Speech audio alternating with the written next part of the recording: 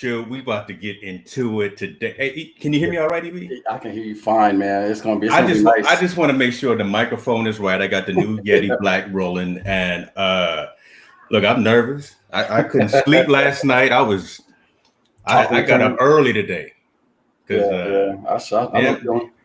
Damn, all them other shows we done did. This the one. This the one, right? That's right.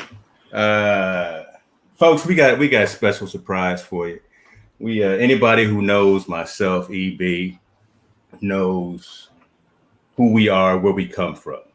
We are a very small circle of folks, and everybody, and 90% of that family in that small circle is here with us today. We may get into some of that discussion too, spark a little controversy, but I see him laughing behind the scenes right now.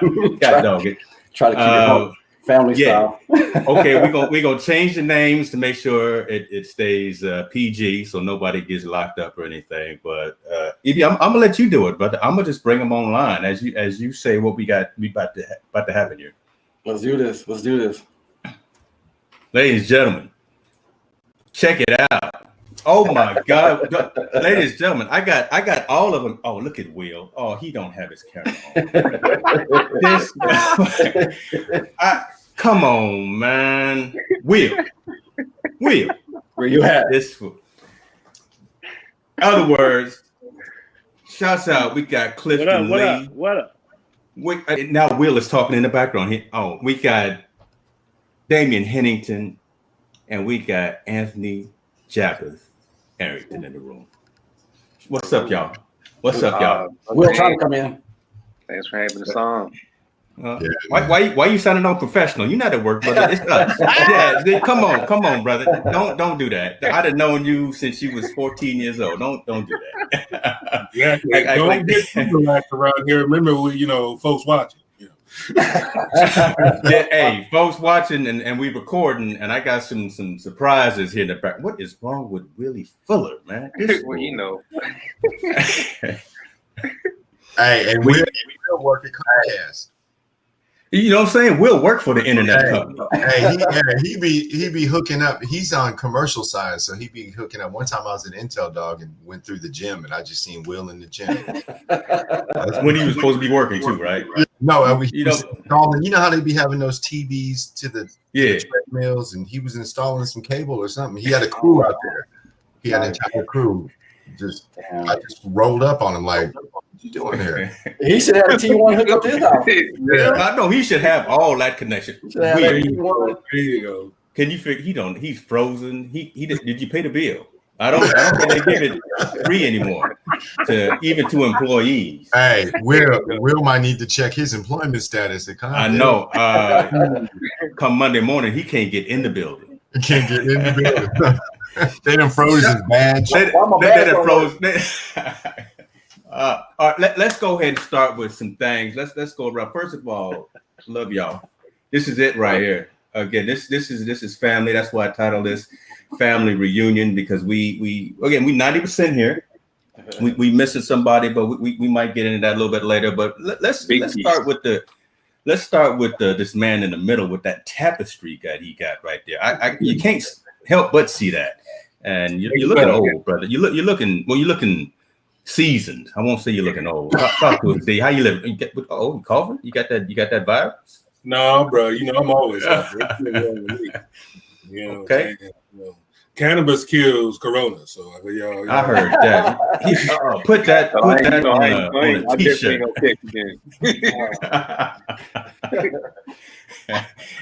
and Damien gonna be healthy.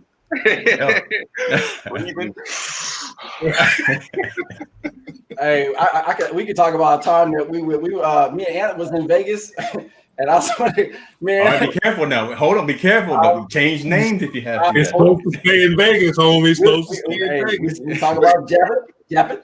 We in Vegas one time, man.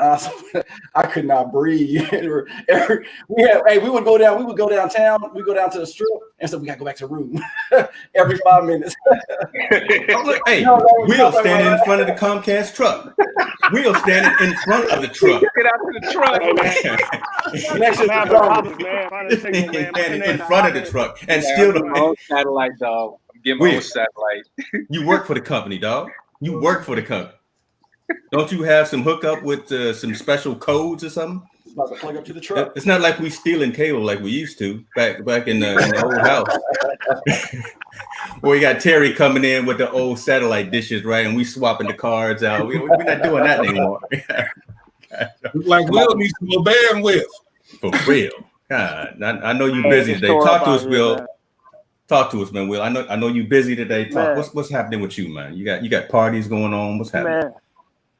Man. You know, my daughter's birthday party's today. My son got a right on game. You know, I'm just trying to maneuver between the two. Puffy on this podcast with my boys. You know what I mean? Damien looks so cool. He looked like a backdrop. You look like a backdrop. That's right. Look like he painted himself up there. Well, you know, he always been, you know, above. You know, Damien was always an old soul, special kind of brother, looking like Stokely Carmichael and everything. But you know, just missing my scepter. You know what I'm saying? I need my scepter. Well, I got the book though. You know, we can talk about the book. We can talk about the yellow meat watermelons. Amazon. Get it on Amazon. Everybody else, y'all got y'all book. I got mine. Hey, Will, I meant to ask you, while you was down there in Arkansas, did you ever get the yellow meat watermelon? Why he yelling? Did I eat watermelon? Just the yellow meat watermelon food. Yellow meat. Oh, nope. I didn't get a chance. Oh. I'll order one for you today and get it sent to you. I'll get it. Oh, hey. Happy birthday, baby girl. Happy birthday, princess. Happy birthday. Birthday. I heard that. I heard. Look at that. Will and mess around and got kids. He got gray hair. He used to have a job. He don't know about that Monday because you definitely not representing Comcast effectively right now. Yeah, I'm not. You know what? I live out of Comcast area. That's why I can't have Comcast in my house. You just fronting with the truck out there, right? You rolling with Sure West and whoever, Boost Mobile. He said Sure West. Will you kill that truck? He said Sure West. What's that? Yeah, air touch out there. What? Come on, man. He rolling around with old school. I like that truck. Man. What you trying to jack it from? No, I want to get me a truck. He's trying to come down and jack his truck. And what's up, brother? Where you at? I'm at the Talk house. to us, but no, see no, I don't like that. That's not it. You know that you all reserved right now. You act like somebody. You got some warrants or something. I mean, you know, I'm always on the low. You know what I mean? No, there's a reason why you got who you talking to, brother? Come on, again. Who you? Yeah, I'm across the water in Finland for a minute. I got got family trying to catch up with you fellas. Yeah. Most of you guys are like, you know, on sprint 3 and 4. You know, Scoop is on sprint 8. Everybody's in the Ivy League right now. You know, I just finished sprint 0. I'm on sprint 1. I got a 2.5-year-old. I got another one on the way. So, you know, I'm trying to get the visa situation straight so we can all be back in the States. Yeah. So I'm out here for a minute. Yeah, but I'm catching up to y'all. Okay. Hey, I know somebody who ran for president, right? Who is that could probably help out with any political issues that you may have. Shout out, ladies and gentlemen, Clifton Roberts. We can get you some paperwork signed. Right. It's a trip too because this year the Humane Party nominated me again to run, so I'm officially running. But I'm gonna write you in. It's an emotional year this year for elections, as you guys know. There's a lot of people. Yes, so indeed. Yeah. Don't be afraid to talk about it. No, I own the platform, so we can say what you want to say. You open up the floodgates, they will shut you down.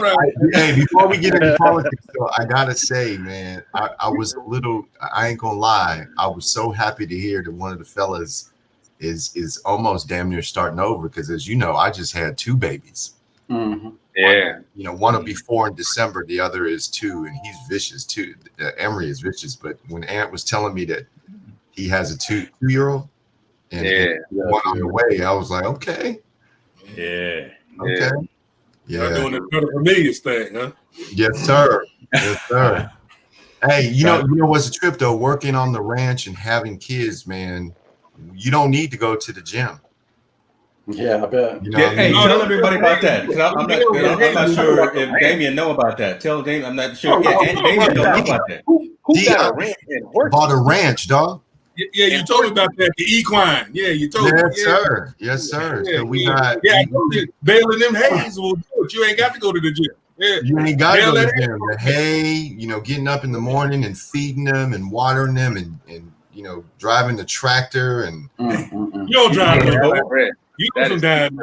Hey, I didn't know how to drive. I didn't know how to start the tractor when I got here. You just wind it up in the front, right? Oh, that's cool. So what made you go out there and go to a ranch? Is it because of that, not the Humane Party, the becoming a vegan or being able to grow your own food? A woman. Oh, right on. That's always the case with us. Ain't nothing changed. Look, 30-some years, ain't nothing changed. My wife, so she's been riding horses her whole life, right? Oh, cool. And y'all know Shannon, you know what I mean? And so when we got back together, I was in Elk Grove at the time. And she, you know, it was kind of a hustle too, because she would tell me, babe, I'm telling you, if we get this spot and we charge this for board, we can make this. And you know, I was peeping and I'm like, okay, that makes sense. So that's how I started to get the idea. And then when I would go and view properties, man, and look at the properties, and I was thinking about, you know, the child I just had, you know, outside of Elijah and you know, Eden, but just the child I had, and picturing, and I had not yet had Emery, but picturing Liam growing up on a ranch and not having neighbors next to you. Growing food, you know what I mean? Yeah, exactly. Growing my own vegetables and, you know, and just we were all lucky, man. We all grew up on military bases, so we had a different experience than most. So exactly. We all grew up on military bases. Yeah, right? we sure did. Will is in the car now. Will done got in the truck. Yeah, so that was attractive, man. That was you know, to picture that, man. And I started going to see these various ranches and envisioning that lifestyle, man. Oh, that's cool. So really cool. So you said you got settling in there and everything. I mean, because it's a whole different lifestyle and dynamic, right? I mean, so you got to get up at 2 a.m. to take care of the animals and everything. Yeah, man. That's all good. Okay. Yeah. That'll keep Still you looking good. I know, still looking good, looking like Elder Barge with the slick back. I love that. This is coronavirus candy right here, because y'all know me, man. I got the biggest fro in the crew right now. Hey, I almost thought about it. I was about to show up like this with my fro. You should have. Well, Ant came with his with I don't know what to call that, but he came with it, y'all. You know, Ant just don't care, boy. Look, I wouldn't get on no plane. I wouldn't get on no plane with that, Ant. No, brother. No, brother. Oh yeah, you know, I always allot 30 minutes when I'm going through TSA. You know what I mean? You always have to do that. Tuck it all in the mask. You always have to do that. Yeah, Are we all? Everybody here vegan? We all vegan now? No, fool. Oh. Hey, so we close. So check this out. So my daughter is doing a thing for school where she's gonna go vegan starting next month, and I'm gonna do it with her. Because y'all, you know, Cliff, I've been slowly trying to get to it, and we gonna that's probably the wrong analogy, but we're gonna go cold turkey. We're gonna do it next month. I was laughing at Cliff back in the days. I was like, vegan? This nigga going vegan. How you gonna go vegan? But You're yeah, not gonna have no beef.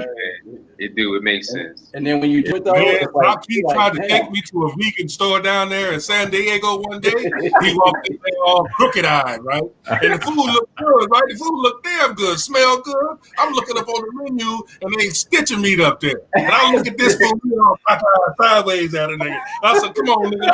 He's all right. Oh, God, I hope we record, and please, Lord, make sure it ain't nothing going wrong, because I can't make none of this up. And Lord have mercy. Shouts out. I see some folks watching.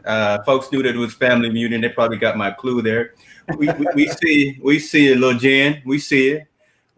We see it. We see Miss Cerna Hennington. God dog it. I ain't mad. Will is I think Will is dabbling in veganism too. I know. Look at him. Look at Will right now. He done froze up again. He's moving a little bit. He don't know we talking to him. You know, I miss all our friends. I miss all y'all, but I miss all our friends too. You know, reminiscing and thinking back has really helped through this whole COVID. Man, this COVID stuff is traumatic. It's traumatic, Jack. It's regardless of your situation, if you are working from home or you can't work, you know, it's been traumatic, man. And just having the memories that we had and how we grew up and we was out in the streets just being wild. Look at you. You can't keep a straight face. I know where you're going. You can't. You starting to get amped up right now because you. Yeah. Man, it has helped to get through this. I can tell you that. So I miss y'all. I miss all our friends too. Yeah. And I know Ant's worried about it because you know Ant and I. Well, when he was in LA, we were closer. You know, we were right here, and you know, we really didn't. I haven't seen you in a while, right? Because you know, there's a lot of things happen, but we really never got together because it's coronavirus. It's been crazy. So I want to. Y'all are my DNA though. It's like, you know, there's so much. I mean, you know, I think we all have been through those experiences that are just absolutely horrible. Yeah. And, you know, but y'all are my DNA to this day still. Yeah. Like, I can't, you can't put into words, like, y'all are my DNA for real. Like, absolutely. Yeah, it's molecular, dog. It's molecular. It is, man. It is. It's like, no matter what trials and tribulations. We go back, brother. Look, we go kind of far back, right? So don't. That's when you had hair, and I don't know what I was. Oh, that's when you had Scirocco. That's when that was. You know about the Scirocco? Yes, sir. We used to roll Scirocco. I remember the VW Scirocco. Used to roll out Scirocco. And Cliff's little Fiesta. What was it? Little Ford Fiesta? Ford Fiesta. And don't forget about the Millennium Falcon. Millennium Falcon, boy. Hey, Damien's Millennium Falcon it saved us many a time. Hey, that was a loyal. That auto was loyal, boy. Yes, sir. Hey, you know that gave me an idea. The Millennium Falcon gave me an idea for my next series. It's going to be a short story series about. All the times we were stopped by the police, all the times we were messed with by the police. How many times? You can't count that high. That's a lot of pages. That's a lot of pages. Yeah, that's exactly the point. And I'm going to do it an introverted kind of introspective. I'm going to do a reverse of profile. So I'm going to profile the police psychologically. Damn, grown man. Damn, he's a grown man. Look, Damien always been like that, though, right? He just it's almost like you needed something different to happen, or something to open up the window to allow you to have the medium, right? I think when you when you were in Texas and everything happened, right, and then coming back, the trip back, and all of the stuff, that started the wheels are turning. Now with the way that the world is falling apart, now you got the skids oiled, right? We with you, brother. Let's we're gonna support that. Most definitely. What you talking about? Hey, I remember Akil, Damien's brother, Derek. I love him. I love him, man. To the day. Yeah. And me and Akil was chilling. He said, "Yeah, let me go pick up my little brother." And so we went to Vanden High School, man. And Damien was maybe a sophomore, junior. and this brother walks out, coming up to the car, all black. Yeah, black The boots. boots. You know what I mean? He had the black Kango, you know, and walked up like what it is, you know. Bumping X-Clan. And I knew, and you know, on top of that, man, his two brothers are something special. You know, Kill and Zaki were. Zaki still to this day, I look at him as someone that's magical. And, so yeah, but Derek's always been, like you said, Scoop, very old soul, and you know, different level of thinking. And he was always concerned about the state of the black man. Comes from good family. Comes from good family. I mean, the teachings from your two brothers are what I'm going to instill in my children. And without your brothers, I don't know, would I ever have work? I mean, we learn things from them that you still can't learn in school today. Yeah. But you know, we're starting to see a lot of what they had talked about is starting to come to fruition. And you know what Derek taught me? Derek said, "You know why they teach us Easter?" I said, "Why, Derek?" Akil, I used to have to call him Akil. He said, "Because when you think about it, it's Peter the rabbit that's hiding these eggs. And the egg represent, why do you think they pick an egg? Rabbits don't lay eggs." I said, why do they pick eggs? He said, because it has a shell, a white, and a yolk. It's the Holy Trinity. It represents Jesus Christ. It represents the Father, the Son, the Holy Ghost. And if you take Peter the rabbit and you take the T at the end, that's a cross. So it's Peter the rabbi with the cross. You know what I'm saying? And he would always break it down just like that. Break it down, like, you know what I'm like, oh, yeah, okay. We all grew up having to listen to Uncle Rashid and his stories of conspiracy. And now, mind you, like I said, we all fresh back from island of Okinawa. Yes. He was Okinawa. Yeah. So we down there in Texas going to these churches, and Uncle Rashid would say, "What the Reverend say, nephew?" And we would all tell him what the Reverend said, and he'd say, "Yeah, that's true, but this is what he didn't say. And this is why he didn't tell you. And this is what the Quran says. Now, what you think, nephew?" Yeah. And that's how we all got this way. And every summer, Uncle Rashid was at us. "Don't be reading my babies that shit." Come here, nephew. Come on in here, nephew. Let me read the Quran to you. Come on in here. Oh, don't be reading my babies that shit. We need more teachers like that, man. We need more teachers like that. For real. Well, we need to be more of that. So, Aunt, remember when we used to do the taleems in your room? It was either one of yours, right? So we would all be there. In the group bus. Yeah, most definitely.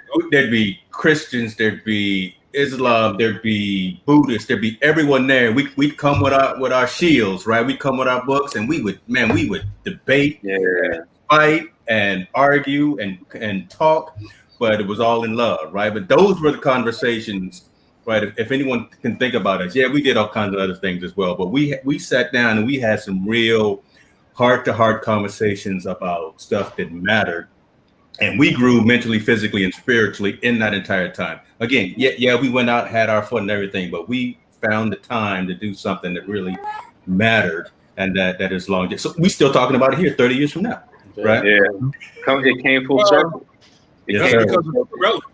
That's because it's still relevant. That's because it's still a subject that everybody knows, but don't nobody want to talk about. I heard Paul Mooney put it, said, "Everybody want to be a nigga, but don't nobody want to be a nigga." Say that again. Everybody want to be a nigga, but don't nobody want to be a nigga. Put that on a t-shirt, guy. Dog, boy, he's still preaching to y'all. I'm just, Look at that picture. Beautiful, man. That's beautiful. Yeah. Look at him, boy. That's when Dame came over and ate all my food. All right, James, was this at your crib? This was here at this new house right after we moved in, like 6 months after we moved in.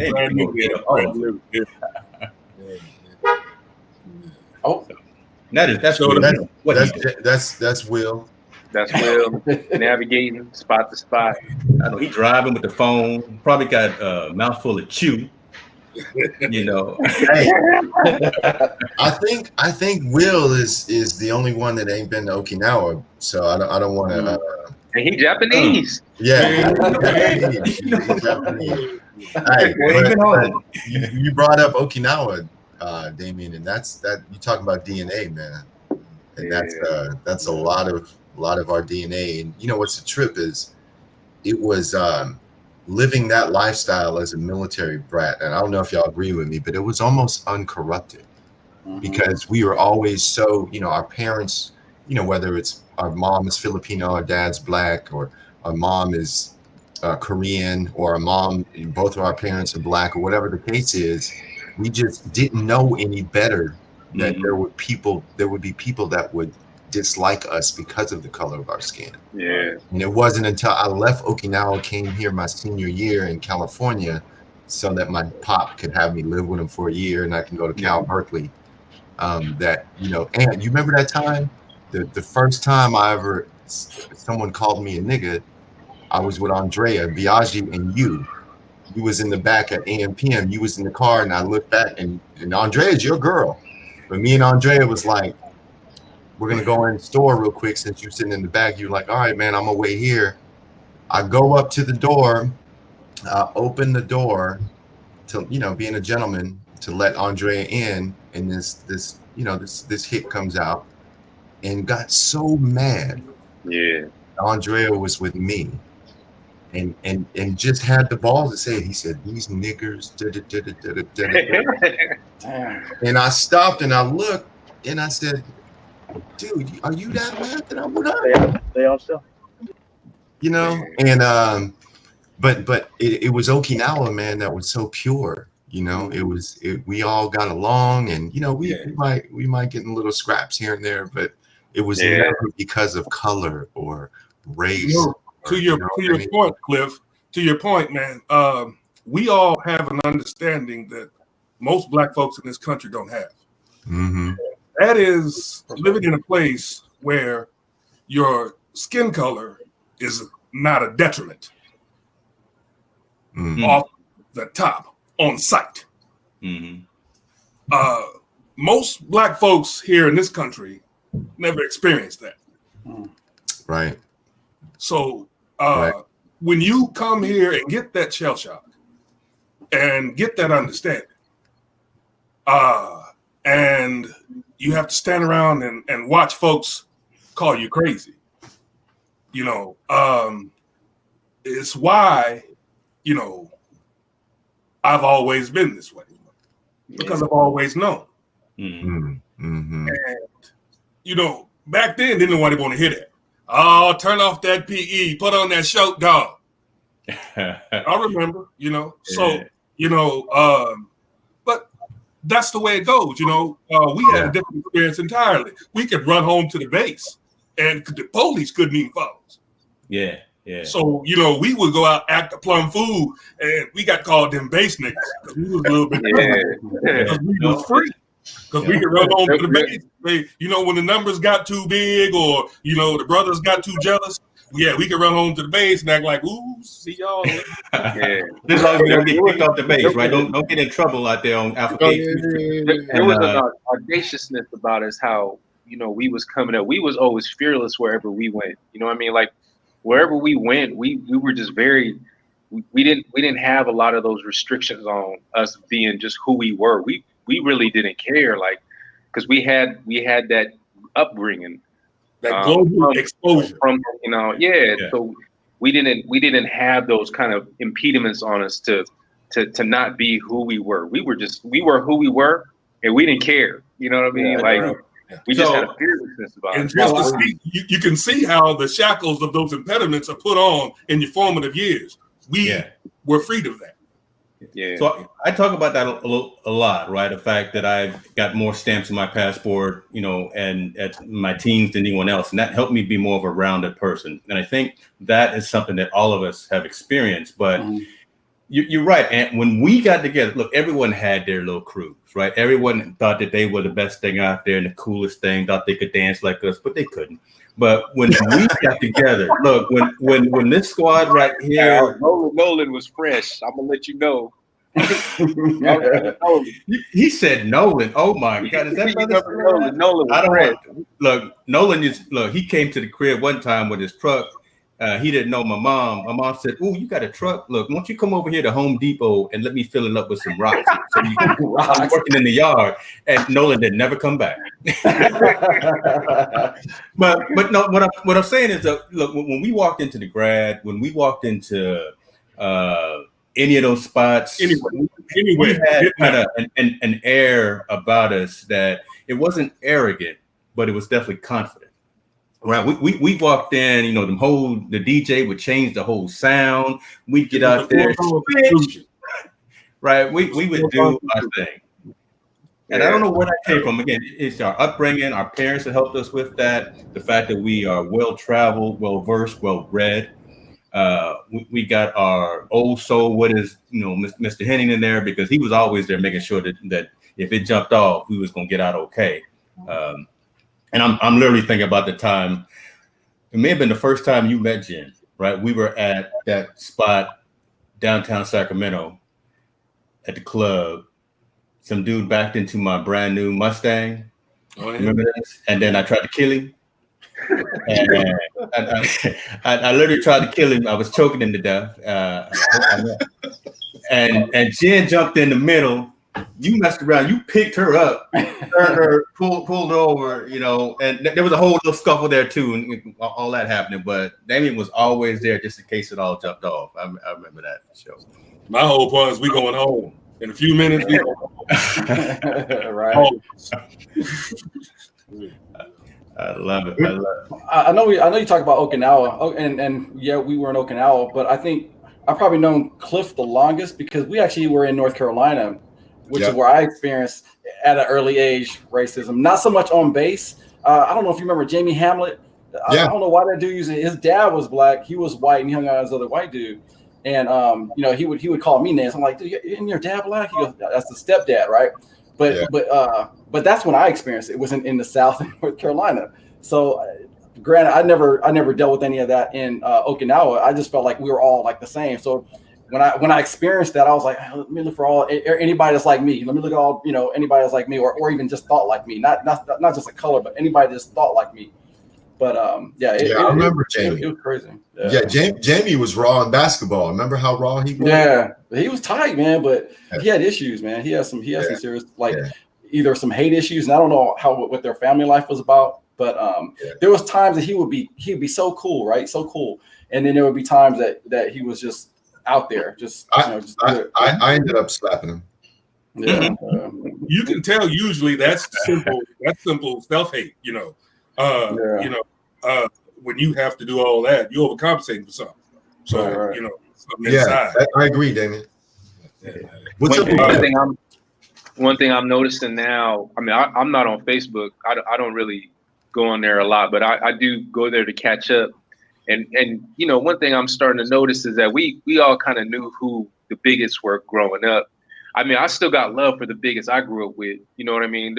I do, because, you know, I was with them in high school and all that. But it's interesting to see how these folks are so emboldened nowadays, and the commentary that comes out is just incredible. I mean, you know, I mean, just as an example, not to call nobody out and not to knock nobody, but you know, someone that I went to high school with made reference to Michelle Obama as being racist and making racist comments.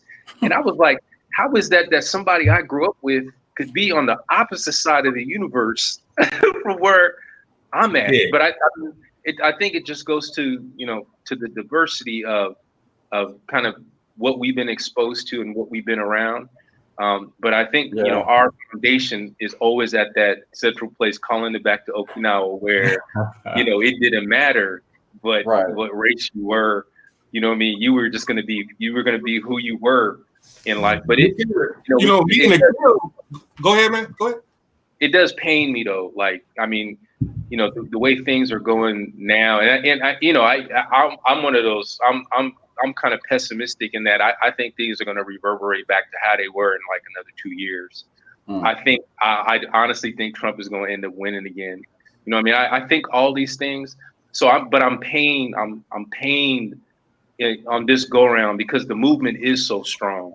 You know, the movement that Damien talked about in his book, and kind of, you know, you saw the seeds of that planting. I'm still pained, and I bring this up because, you know, I'm just starting to raise a family. Y'all have done this a few times, and, you know, Cliff he's doing it again and again. But, you know, I'm always trying to reflect, and, you know, I want to come to y'all and ask how did y'all do that? Like Scoop's daughter starting UCLA. Like, I mean, if I feel like you guys have broken through, but haven't started a family, I am pained and I'm afraid about, you know, what the future holds and what I'm going to do. Like, how am I going to teach them? You teach them to be good. You know, good. Right, that feeling is the right feeling to have, right? That means you're an active, engaged dad. That's right. There are books out there, but, you know, forget the books, right? It's all feel, it's all that relationship that you have with that child, and you know, your significant other, things like that. I mean, and you just go day by day. I can't say that I can pick up a book and say, this is how I raised our daughter, this is how I raised our son, because it's completely different, and everyone's is completely different. But they see you. Don't get it twisted. Everything our parents have told us, look, the kids are going, you gonna see your kids gonna be the exact same way as you were. You think you know everything, bruh. It all comes to fruition. The kids just soak it up, and it's the greatest job in the world that you will ever have. Forget everything. Nothing else matters. They tell you the same lie you told. Wait till they tell you the lie you thought you made up. Yeah. You know what I'm saying? Hey, I done already forgot their name a couple of times. Now you know your name, God dog. You know who you are. Although let me get a shout out. We see Lainey in the building. We see your girl. Holla at you. Oh man, Lainey. Huh? That's old school, right? We got Lainey and Little Jen in the room. Oh, Little Jen too. Woo, yeah, man. she up in here. Back. we got some of the old Jan probably like, I'm not Little Jan anymore. I never called Jan. Nope. Ain't never did that. Don't get me blacked out. Lainey and Jan, though, those are some beautiful That's songs. Family too, right? Those are family too. God, Joey. Oh man. I think we done lost Willie. Hold on 1 second. Oh, here he go. He just gonna throw the whole show off and getting up in the middle of the show. Everybody gonna bring a kid in here. We gonna bring up. I mean, there's people that ain't here that should be here. Oh, what is this?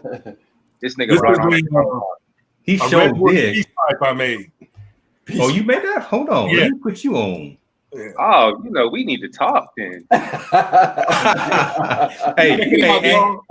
Ant was the one that had me with that hubbly bubbly back in the day too. Remember that dog hubbly bubbly. Oh yeah. And here's a bit of announcement. Hey, one day we're gonna have to get together and reminisce. You understand what I'm saying? Oh, yeah. We starting today. Yeah. He said he made his own play. Hey, this time the only person that's the furthest is Ant now. Anthony's Finland. Yeah, I'll be back though. Hey, you remember that time we was all in the airport crying because Ant was leaving? You remember that, huh? No, hold on. Was that Ant or was that no, that was Ant. Will? Crying going on. Okay, I remember when Will went to play ball. Arkansas. Yeah. Look at this picture. Oh my God, this is Clifford got his clothes on. I got a lot of other pictures. What's up with my pants? Why are my pants unzipped? Because that's what you used to do, brother. That's what you used to do. You look. That's what you used to do, God dog. Don't let me pull some of these other ones. Hey, you remember Cliff's riding boots? Nobody can clean it with the riding boots, Jack. Hey, I'm telling you, everything comes full circle. He equine it now, but you remember the riding boots back in the day. Nobody had an air horse back in the day. Cliff had riding boots. And I had some riding boots. Hey, and you remember Ant, you remember how long I talked about getting them though? I'm like, look, I'm telling you. I remember trying to talk you out of riding boots, man. No, hey, one time I went to the mall with Damien and you know, my end result was always. That's what was that? That Florin? Was that Florin Mall back in the day? I think it was Sunrise. Oh my goodness. My end Sunrise result Mall. was always, what are the females going? You know, it's not like I care about what I'm wearing, but what I think a female would like this, right? Hey, I'm gonna let you know the riding boots was clean. Though. Hey, crazy. No, I feel you. But we stopped at this store, man, and I picked up these little elf shoes. What? And Damien right away called them the John Cougar Mellencamp's. I remember that. And Damien tried to talk me out of those. He said, "Cliff, you better not get those, man. Them look like some John Cougar Mellencamp. Some John Cougar Mellencamp will wear." I said, "Man, I'm about to get them, man." Woo. He sure did too. I remember Damien said them John Cougar Mellencamps. What? It was clean too. Yeah. You probably hold on. You probably had those on. No, he probably had those on when he had this song though. Yeah, you was probably right. The vest. Hey, you couldn't tell us nothing, boy. Huh? Is that outside the grand? I don't know. Whose car? I don't even remember whose car that was, but that convertible LeBaron. This was somewhere. I got the Paul Mitchell in my head. You couldn't tell us nothing, boy. Cliff with his skinny jeans on like EB used to wear. What is that? I'm not gonna let you pass, brother. You used to wear them jeans, brother, and they was tight. You was trying to show all your business. You was trying to show all your business. Hey, that's dudes that are buff. And got to. Hey, you remember Eric he'd be walking around and he had those electronic things attached to his abdomen, and it just be pop, pop. And I remember the first time I put them on, I thought I was going to get a hernia, dog. I was like, oh man, I see you, Sandy. Oh man, yeah, man. Hey, you know, we'd be remiss if we didn't bring up Mr. Williams. That's why I said 90% is here. That's why I said, you know. I think I mean, Lee Ray was a huge impact, I think, on all our lives. Yeah. You know what I mean? So much so, we wrote a song about him. I mean. But look. Spider-Man and Freeze. Spider-Man and Freeze. Look, so that's us, right? Everyone that's on this screen right now, if Will would come back and they go, Laracious Donovan Williams. That we was so tight and went through. We cried together. We laughed together. We fought together. We wish Lee Ray would take a shower sometime, but he never took a shower. He was, you know, Cliff was always on him. Lee Ray, why you just walking around like that, brother? Hey, honestly though, but it didn't matter because he was pulling, man. He was pulling. Hey, Ray, Ray was. You'd be surprised. Lee Ray, he did what he had to do. Every day was somebody different. I'm like, are you kidding me? When are you gonna get in some water? But it was all good, right?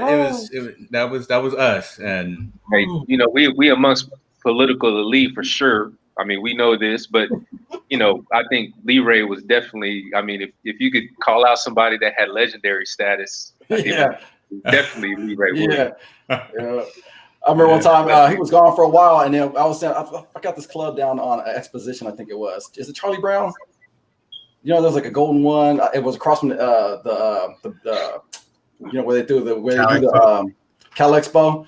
And I'm standing there in line, right? No, nobody around. He goes, EB. I was like, damn, I thought you was gone. You just shut up. And I was like, hey, no. And you think he gone, like gone for gone. Yeah. And one time he rolled up on me in Arden Mall one time with all with his crew. With his biking. Yeah, he started biking. I thought you was someplace else, brother. What you doing? How you get out? You know what I'm saying? How you walking around? I mean, man, for years after, I'll be in Arden Mall or somewhere, and somebody say, and I don't even see them. They be behind me. What's up with your boy Ray? Boy Lee Ray. Man, I ain't seen Lee Ray yet, bro. I don't know what Lee Ray doing. I ain't got nothing to do with it. He might get it. You know, I don't know. I don't want to be the one. You know, hey, Cliff, so you know I was looking for the song, but I said, you know, I'm not gonna play the song. I don't want to get no YouTube copyright restrictions. I got the artist right here. But we got C. Are you pulling up C Notes recordings? C Note. Black male. Yeah. Yeah. You know, as one. Y'all don't know about as one. You ain't ready for that, boy. Hey, I remember we ran into this dude in San Francisco, and he was telling me he was looking for a group, and I think I went and got, I went and got James and Kirk Dickens came with us, Damien, and that was our first time really. Lee Ray, I think, was in that. Yeah, that was our first time. The Dukes of Ordway. Oh, yeah, the Dukes of Ordway. They go Kirk though. They go Kirk. Oh, Mr. Dickens. Yeah, Dickens was our dude. That was our dude too. Kirk can dance. Hey, Kirk can dance. Yeah. Hey, Kirk, Kevin Bracey, and yeah. Remember Nate? Kevin called me Nate. Yep. Oh yeah. Yeah, Bracey, he just actually posted another video of him doing some things back in the day. And he had some moves too. I think he's watching right now. Shout out to you, Bracey. Kevin used to show up at the club with that hand towel, but folded really. Oh nice. He would iron the hand towel and have it ready on the front of his pants. Nigga, who ironed the hand towel? Kevin came to the club. Oh that was Bracey. Yeah. That crew was fresh. Yeah. I'm going through them. Hold on. Yeah. Hold on. But the one I'm looking for, that's the one I'm looking for right there. There it is. Oh yeah, the Dukes of Ordway. We remember he told us the name. Remember we went down there to dance with the dude, and we were like, well, "What's the name of our group?" He said, "The Dukes of Ordway." We looked at each other like, "Ordway? Where's Ordway?" And he's like, "Yeah." We practicing all night at Laney's crib, right? We practicing all day and all night, getting the routine. Cliff said, "The Dukes of who?" The Dukes of Ordway. I'm like, "Where's Ordway, nigga? We ain't been to Ordway." we straight from the field. We straight from the field. I remember that. Yeah. Wow. Hey, Cliff, you remember that time we went up north and I was singing bass in that singing contest, and I was up there scaring the white folks. They had the white lady thinking they're chilling out the road. Every time you go somewhere, you scared away. Hey, he is not lying, because there was a group, and there was two other guys, right? I made a track in that one apartment. It was in that apartment you just showed a picture of at school. Nice. Yeah, and we got there, and it was like, I want to say there was just a whole bunch of cowboys.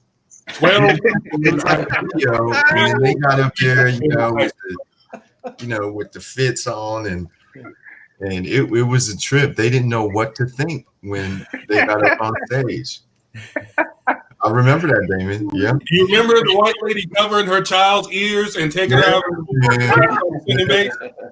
Yeah. And I had a little Barry White part in there, so I did my thing, right? Yeah. And started, she assumed I was going to get nude, and she, overcompensated by grabbing little baby's ears. And yeah.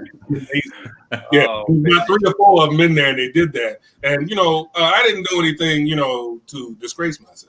But no, he never did. You never do. They did fantastic. They did. It's a trip, James, because the music. I remember me and Ant used to go to. We go to Six Flags or whatever, and we do those videos. And Ant he'd be cutting it up, right? And then, but when we look back, he'd be like, "Cliff, why are you so serious?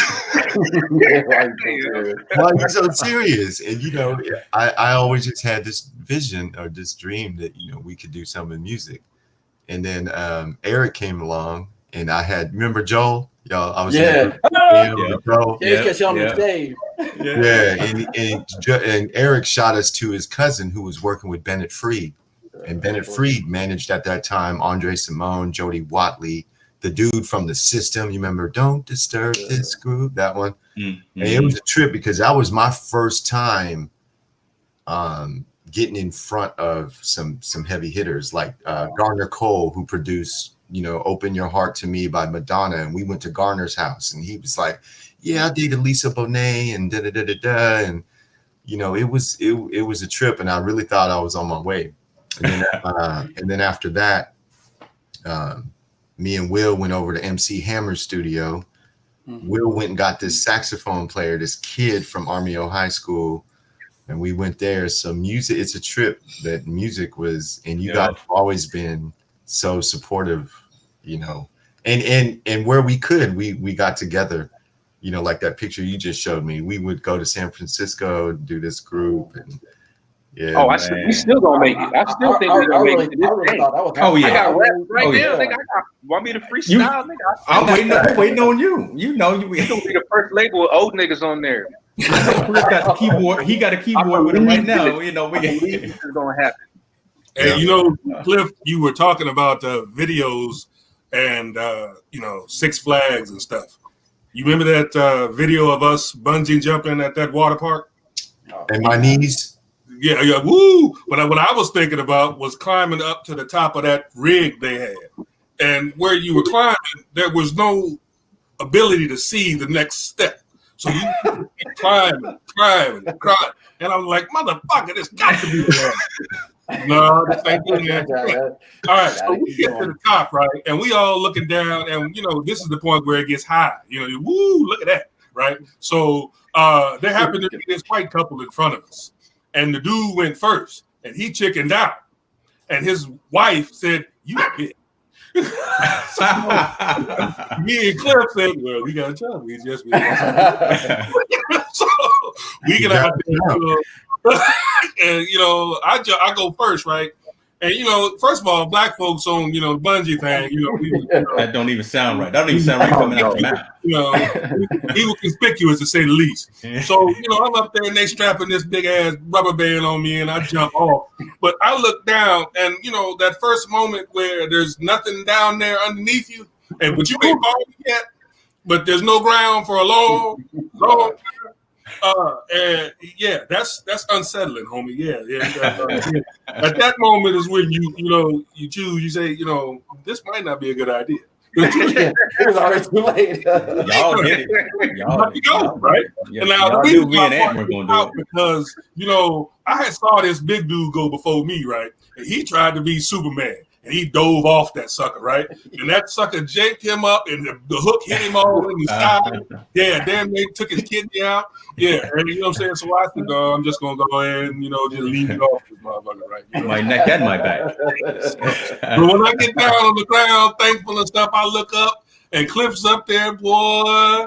And just before he dives off, and I'm diving. I know the brain talking his head. I'm diving off this, right? So he jumped off and his knee said, whoop. And I said, oh, Lord, yeah, because I know. Wouldn't that when I look back at the video right before I dove, you see my knees buckle. Like just dang. Yeah, man. I remember that. Hey, I was thinking about, because we were talking about dancing in club. What was the name of that club where we did it was in the parking lot of Sunrise Mall. Bentley. What was the name of that? Bentley. That was that. Yeah. So that was the club. That was the night. Damien coming out there, clapping because we out there getting ready to go do our thing. And wasn't that the night, Ant, you got into that fight? Oh, with Beast. You talking about with Beast when he knocked me to the ground? Yeah. So remember that. So all of us did. And I have the family knows about 85% of what we going through. You done told me. Some of it. Well, I did snitch. So remember, it was jumping off, and I was standing right next to you, and then he swung and hit you, and I said, "Oh no, he didn't." So then I went after him, and that started a whole brawl because it was just supposed to be y'all. I said, "Don't be hitting that, man." Yeah, man. And then somebody threw a bullet. That was Eric. It was not Eric Burks, but not EB, but it was Eric. It was Eric. Yeah, that's right. And Giles. Eric. Yeah, Eric Giles. Eric Giles. Yeah, it was Eric Giles, and we couldn't find Ray because I remember Ray was hiding under a car that night. Yeah, that's Ray. Yeah, remember we was under the Ray, where you at? What? I remember we rode Lee Ray so bad for that one. After that, every opportunity, he was the first one to pull up. Even when nothing was jumping off, he was the first one to throw up. Like at the grab, Making up. We'd be remiss if we didn't mention Mr. Robinson either. Yeah. I just Terry talked to Terry the other night. Free ticket, Terry. Free ticket, Terry. Yeah, always got a ticket to backstage somewhere. Terry doing some good things too right now. Terry was on David Letterman with Tony, right? Yeah, he was on Seinfeld. You know he was on Seinfeld? No, he was on an episode of Seinfeld. I was watching it. I watched it this day. It was like a year ago, and it reminded me, oh, this nigga was on Seinfeld. Like, it's quick, but you see him there. You know, you can't forget the hair. You can't forget Terry. Yeah, you know the funniest thing when Terry procured the Jeep Cherokee, the red one. I'll just say it that way. Remember I know. Why are you using them words? He procured the brand new Jeep Cherokee, the red one. And remember, it was like day 3, and we had seen him at the car wash washing it. and remember the day he lost it. We went to a club in downtown Sac somewhere. He parked. He was arrogant. He parked it in the alley, right? And he acted like it was his car. And then a fight broke out, and like the whole alley was rushed. He couldn't get to his car. He was actually mad that he had to leave that car because he thought it was his. He wouldn't let you eat in it. No drive. No. French fries. He wanted gas money for that car. Damn. Hey, he used to try to park it at the apartment, and I would be like, "Hey, man, you can't park that in front of the crib. No, man, you got to pull that around the corner. You can't park. Don't come in here with them unregistered guns. Don't come over here with this truck that you don't own." I already got to deal with Will and all his spit bottles all over the fireplace. We'll talk about you now that you're back, that dog. Yeah. Oh, see, he can't hear now. There you go. Good looking out here. Oh man. I called Terry literally 2 nights ago. I thought about him. How is he? He's doing good, man. Check this out. I FaceTimed him, right? And he answered. He had a hard hat on. And literally, it was 8 p.m. at night. So you wouldn't expect him with a hard hat on. But he was like, and he was smiling. He was like, "Cliff, what's up, man? I'm in San Francisco working." And yeah, man, he's really grown. He's just grown. He's such a full grown adult, and he has a family, and he's doing his thing, and he's working with some crew out there. But then you'll see him, man, and he'll just be in Korea, traveling, doing something else, and so he's always been doing this. Yeah, I couldn't pull up any pictures I had of Terry. All the pictures I got of Terry, he don't have no clothes on. So what? He used to take pictures, and when we used to take him to I don't know, Walmart or Kmart and get him developed. This is back in the day, right? Terry always used to take pictures with no clothes on. I couldn't post those right now. That wouldn't be right. I got love for Terry. That's good, man. Yeah. Hey man, you gonna make me want to pull out all my old pictures, man. Y'all don't understand the pictures I got. I don't have too many more because I had to burn. Remember we burned them at the house? Hey, Aunt, remember the house downtown in Sac, the greenhouse? Was it you and me and Ray? We went up in there and we broke up all the walls when we were getting kicked out of the house. I came after that, and I was tripping that y'all was in the tenement. I was like, "What's going on up in here? Y'all squatting?" Squatting. We was we tore the walls up and burnt up all the pictures and threw everything out there on the railroad track. That was a shame. Why you let us do that, Cliff? I'm gonna tell a tale out of school. I didn't know you guys did that. Hold on. I'm gonna tell a tale out of school since Lee Ray ain't here. This was one time, Ray. I'm gonna tell it from the other side. One day, I'm at a place and I'm just telling tales. Looking for $10 at somebody's little league. And I run across a Miss Holmes we all went to school with. And she's no longer Miss Holmes, but you get the reference. And I'm telling you a story about the time we were at a house party in Davis one night. And they got to shooting. Okay, and it was all because of Lee Ray. Yeah. Now, we get dropped off, and I'm gonna tell it all the ugly. All the ugly. And we get dropped off, and at some crazy reason, we decide to leave the shotgun in the trunk, and Ray got his 38 nickel plate. Okay, so we go inside and all this old stuff. And it's a party, and as usual, there's friction because all the females want us. And so, there's some brothers who aren't familiar with the protocol. He said it, didn't he? Look, Cliff, he said it, didn't he? They came in unbeknownst that all the pussy was already. Oh my God! Oh Lord! Hold on. Hey, go ahead, brother. I didn't hear you. All right, now I told you.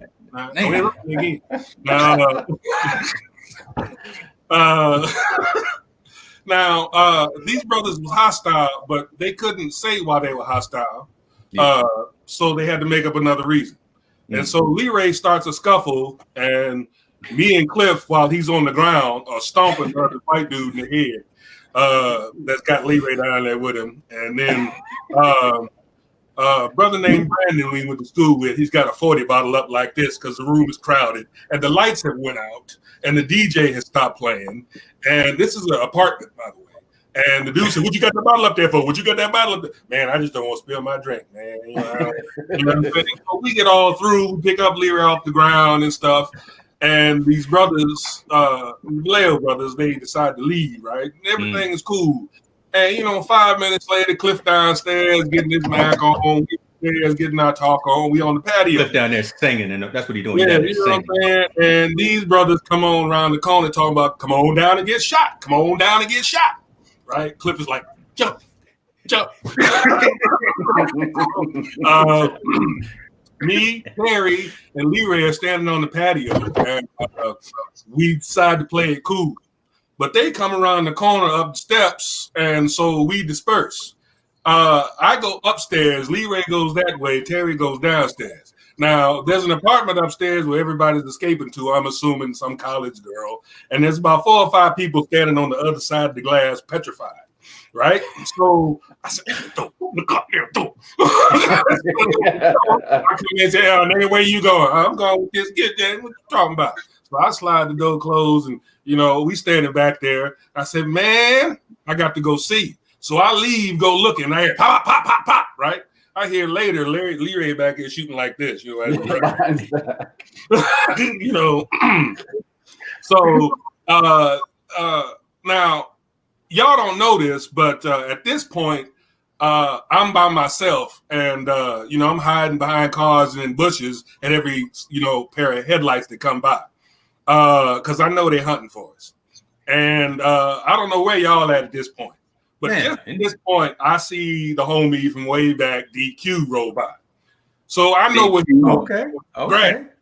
So I go to the grad and I say, man, DQ, man, it just popped off around here. Whoop, whoop, wop, wop. He's all right, man, I'm going to take you around there. Let me see what's going down. All right. We get back around there. I find y'all get out the car. DQ go about his business. Later on, I find out DQ got chased all night by these niggas. In the car. He had to, go around his block 4 or 5 times. Had all type of trouble, right? Messing with y'all. I found this out from DQ a couple of days later, but as I'm telling this story, I found out that he also told Miss Holmes. She was mad at me like it was my fault we would get shot at. You know what I'm saying? She'd be mad. It was bullets flying. Oh my God, that's hilarious. I think now, mind you, I think I remember that. And why do I remember Lee Ray screaming like a karate ki? I walked out. He was in the middle of the yard. I missed all that. He was always trying to get that from you because you got the belts. So he was trying to act I took Lee Ray to a karate tournament one time. He was in a karate tournament. I think I was there because I remember when you were going for one of your blacks, and I was there. And I said, damn, Cliff over there, he know how to fight real good. Yeah, he do. He sure do. I heard that. Mm-hmm. Where Will go? What happened to it? Where, seriously? Come on now. He's in and out. I think his daughter is. Oh yeah, he did say That's her that. birthday. He driving. He don't know what's going on. Well, good. That's a good segue back off into this. Oh There my you go. gosh. Oh, On Amazon. This thing, everybody. You know what I'm Take saying? over the whole conversation. So y'all know. Yeah. That's right. Yeah, and by the way, I did all this artwork, all the cover, all of it's all me. Damien, let me see the back again. Oh, That's wow. That's a picture I had drawn while I was down there, you know, in the clinic. Yeah. Y'all never saw that picture. Maybe I'll find that picture for you that you drew it from. But I had to get all that hair cut off before they locked me up. So anyway. But anyway, back to the story. Yeah, you know, Will's the only person that made the cut. You know, I had 600 pages, but Will's the only one that's cameo had left, in the book. You know, everybody else. So change your name. You know how I do. You know, I remember when I first roommated with Will, we first shared a room. I used to trip out how I never met anybody that would prepare for a 12-minute nap the same way that he would. I mean, he had a whole ritual before he would nap, and the ritual would sometimes take 15 minutes, but he would get his 12-minute nap in, and it was the same ritual. He put his clothes on, he folded his clothes, he fixed the bed for a 12-minute nap. I remember that's when I was like, Will is different. He definitely. Ant got his ritual too. You got your ritual too, though, right? What's that? I said you got your ritual too. Like, what would you do? You I forgot what you put in the bed, like some powder or some like mulberries. Hey, hold on. So no, I got don't forget that on the wall. Purple I got the baby powder on the wall of his dorm room. You don't understand? Yeah. Wall to floor, purple velour on his dorm room. And he gonna talk about somebody else's ritual. Yeah, no, we gonna come back to that because Ant was the one that got me into throwing baby powder and using Bed Bath and Beyond. That's Cliff, because Cliff used to douse his drawers in baby powder before he put his pants on. And I used to be like, I don't know about that, but I started doing it too. Yeah, that's Cliff. I got that from Cliff. That was one of them gangster moves right there, you know, with the vanilla in the shower and then you know the stuff. And over there, what you drinking, Ant? It's just water, dog. I wish it was something else. Okay, but it's water. Yeah. Go ahead, D. You was going, brother. See, we got sidetracked. Look, man, there's 30-some years right here, brother. We gonna be around the corner all day. But I wish Will was here because I was gonna tell you about his little cameo. He had a call when I had the bad news, and he said, "Told you about being nice to them bitches." And yes, he did. Yeah. Yeah. So you know, that book is 600 pages. No. That's the unedited version. That's what I wrote. It is 250,000. I don't know. Anyway, it's 232. Yeah. That's what it is now. But you know. Yeah, y'all really need to read the unedited version. That's the one you need to read. Y'all ain't got time to read War and Peace and shit. So, plus, y'all was there for both of it, so don't worry about it. Make a movie, brother. Yeah. You know who wrote a book? But Corona killed that. You know, so but, you know, now I don't know so much about this one, but the next one is so secret I can't even tell y'all about it. It's so controversial that y'all, and it's gonna be about the reason why it was so strenuous on him to see you with her, Cliff, when you got back from Okinawa. That dude in the store, why it burned him so much. Okay. A little preview.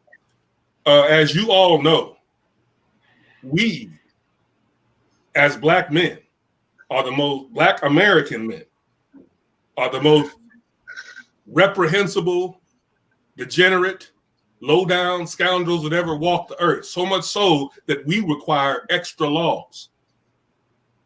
But yet we are the top of the fuck chain. absolute, undisputed top of the fuck chain. How does that happen? We ready to go through a wall with you, but there ain't nothing changed with Damien, boy. Yes, sir. He's waiting for that to come out. Yeah. We're ready to run through a wall with you. Just the tip. That's just the tip. Yeah. And if you ain't prepared, read the first one first. I got it. And look, there you go. I got some books. Who you talking about, Cliff? I think I know who you was about to say. Who else wrote a book? No, Jeff Rooney wrote a book. Oh, okay. Called We Took Names. And if you go to wetooknames.com, Jeff Rooney, I'm saying this in the most respectful way possible. You know how there's always that one dude that you play football with that just, I mean, there's nothing more reviving and more refreshing than his football days. And Jeff was, and I'm glad because he was able to remember and document everything about every minute of every, in that year when I came from Okinawa to play on this team, we went undefeated that year and we won the championship. And then, so if you go to team, he actually wrote a little biography about every single person too. How he was able to remember all this stuff was a trip, man. And he actually, this is the second version, but this is also a book, and it's really about Vanden. Like you see me right there, number 36 at the front. Yeah. And then if you click on, like if you go down row 1 and you click on my name, I didn't share any of this with him. Like it's not like I said, hey Jeff, if you're gonna write a book, write this and this and this about me. This is all based on his memory. Wow. And he went and found old newspaper clippings and all sorts of stuff, man. So it's just, and what I thought was beautiful about the book was it's not just about football, but it's about the relationships. Because remember, I was just transferring to Vanden that year, but the Brian Bashans and the Jeff Rooneys and everyone else, they had played together for many, many years. They had went to Golden West together, and so it was an amazing book, man. Shout out to Jeff Rooney. And a lot of people from that era has died, like Coach Bev, as you know, has died. Oh yeah, that's right. Coach Bev is gone. Jeff Baranowski recently passed away, I think. Chuck Coates died a while ago. So yeah, man, we got some book writers from really close to us, obviously, but I thought you were going to talk about Bracy too, because Bracy got scared great. If I could talk about Kevin, man, y'all know Kev, man. Kev, we get together a lot, me and Kevin, and Kevin is a special guy, man, because he's so positive. And if you ever feel like there's something you can't do, just call Kevin.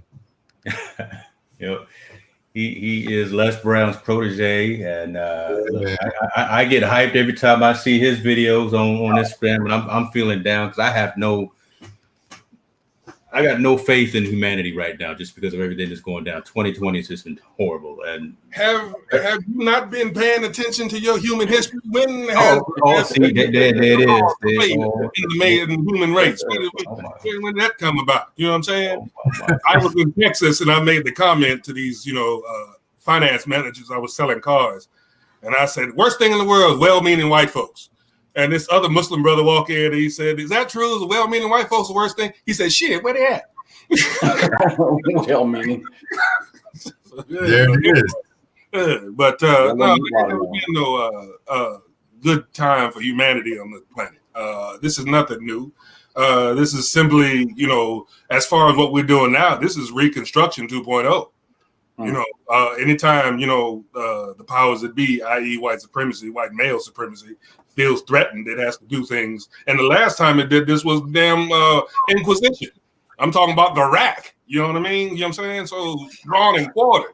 You know what I mean? Yeah. So this is nothing new. This is, until they get it right, this is going to be on repeat.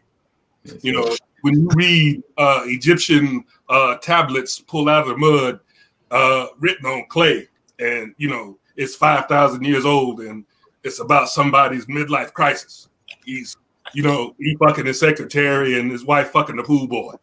He bought a red convertible chariot. Yeah, yeah, he just turned 40. Yeah, at 5,000 years ago. It's the same old con. Same. As a matter of fact, it's about 10,000 years old. So I just saw something that was talking about how they said like the white man had wrote the Bible, and then how they make people with melanin evil. And if you notice why do they say 666 is evil? 666 is part of the proteins and the makeup. 666 is part of the makeup of melanin. Yeah. And it's like it's almost like a subliminal message. It's not subliminal. It's not subliminal at all. They painted Jesus white and turned his wife into a hoe for the sake of white male supremacy. I knew he was gonna bring that up. But that's so crazy. I just heard that. Be careful what you ask for because they didn't look. I did not know that. I want y'all to understand. That's information I didn't know. Back. Yeah. I want you to understand. I'm holding back. Oh, we know, brother. I've been trying to all this since I was 12. Yeah, hey, brother. Hey, first and foremost, this is family, brother. You say what you need to say. If folks need to drop off, that's fine. But these are the conversations that we had back in the day, and you've been holding on for 30-some years right now. The truth is unpopular because anytime somebody has to go looking for alternative facts, the truth is unpopular. The only people who have to go looking for alternative facts are for whom the facts make them look repugnant. Right. Mm. So if the facts don't make you look repugnant, you're not compelled to look for any other facts. Yeah, Damien, that's one of the things I appreciated about, the Humane Party, right? Is, when I came across them, I mean, being vegan, I was desperately looking for something that would also tell the truth. And, around me, people were just getting sick and dying. And, in my 53 years of life, I've come to know that a lot of what we suffer in terms of dis-ease is because of what we put in our bodies. What I appreciated about the Humane Party is it allowed me a voice regarding race relations and regarding what's been going on in this country. And part of our platform for the Humane Party is recognizing the European invasion of the land masses now under U.S. jurisdiction is compromising a series of unprovoked acts of war and genocide. And that even the transatlantic human slave trade was basically an institution of human slavery. And it should be recognized as an unprovoked act of war. And so we were able to actually list that on the platform. And it's amazing because there's such a focus on animal rights and, protecting our air, land, and water resources and, ensuring that everyone has equal rights under the law, regardless of your sex and your gender and in your sexual orientation or whatever the case is. But then there's this section where we're calling to remove all names and likeliness of chief perpetrators of these acts of war.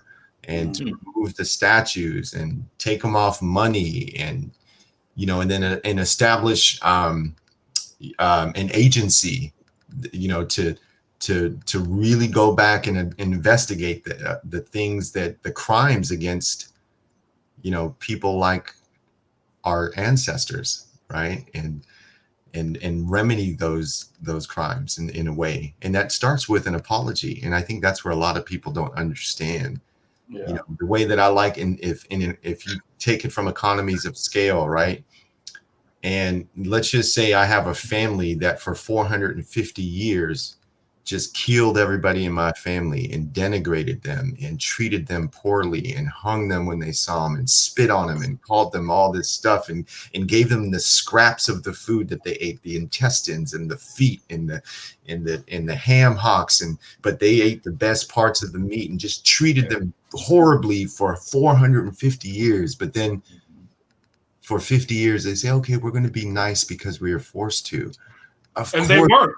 And they weren't. Let's not get it twisted. There has never been a nice time. Not in this country. No, I feel you. But that's why, that's one of the reasons I got involved with the Humane Party, man, is because, you go to the Democrats, their platform, and they ain't that bold. You go to the Republicans. Oh, no. In America, you have two choices. In America, you have two choices. especially if you're a black person or a person of color at all. Between the two parties, it's neglect or contempt. Wow. I like that. And it's always been that. Yeah. Neglect or contempt.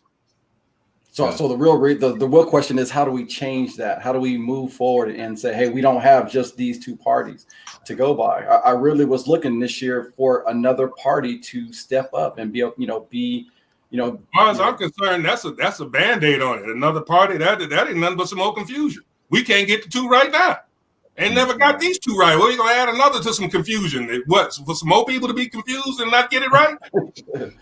The problem is you got to get it right from the gate. And the first thing, like he said, is an apology. You built a country that's about freedom, and you built it with slave power. That's right. You built a country that is about religiously free people, and the religiously free people that were already here, you had to murder them. And to let the 3 or 4 you left, you made them Christian. They weren't free to be anything else. No, they were free to be Christian or dead. Right. I think it's going to take time. I mean, it just is. It's just going to take time. I mean, the fact that we had Obama as a president, a lot of the kids that were growing up with Obama as president, they're having these conversations now in line exactly everything Dee's calling out. And it's starting to become more part. I don't want to say it's part of the mainstream, but it's a little bit more accepted to have these conversations, that there's a big chunk of history that they are not teaching in school. Now, 20 years ago, when Damien's family was schooling us on this, it was very underground and controversial, right? But now there are kids that are coming up that know for a fact that the history they're getting in school doesn't tell the whole story. It's just going to take time. I mean, it is going to take time. It took half a millennium to happen. Now, mind you, understand, I'm going to put this all on the scale. This ignorant white male supremacy shit that they brain fucked the entire continent of Europe for more than 1,000 years before they ever put it on the slave ships, before Cortez ever put them Jesuits on them slave ships. 1,000 years before they even went to Africa. Yeah. So you have to understand, this is, I mean, put it on a scale like this. Somebody from a place where the idea of universities was born, 5,000-year-old university in the Middle East. He comes to America, his degree is null and void. Why? Because it hasn't been whitewashed by white male supremacy. We cannot have that free thinking mingling with us who have been enslaved with this thought process. So where a place where, what Cambridge, 500 years old? Oxford, 500 years old? Yeah, his university is 1,500 years old. And probably Aristotle, Socrates, Pythagoras, Archimedes, all of them studied over there. And they made it up. And you had mentioned the most backward, ignorant, backwoods, jungle country, white folks begged to go study. I'm looking for my X-Clan right now. What at? I'm looking for my X-Clan. Ant brought up a good point. He said it's going to just take some time. And, but Eric, you asked, how do we change it? And if I can use a personal example, and I like to use the word infiltration.